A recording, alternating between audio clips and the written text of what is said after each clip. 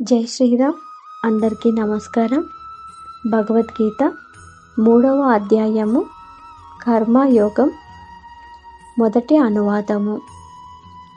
అర్జునుడు అంటున్నాడు, ఓ జనార్దన, కేశవ, కర్మల కంటే జ్ఞానం శ్రేష్టమని నీ అభిప్రాయం అయితే మరి నాకెందుకు ఘోర కర్మ విధిస్తున్నావు అని.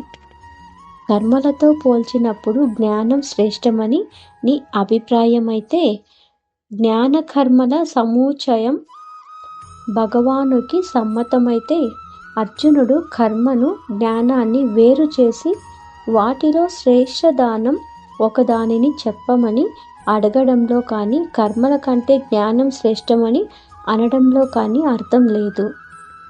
ఫలం ఇవ్వడంలో ఒక వస్తువు తనను తాను అతిశయించడం అసంభవం.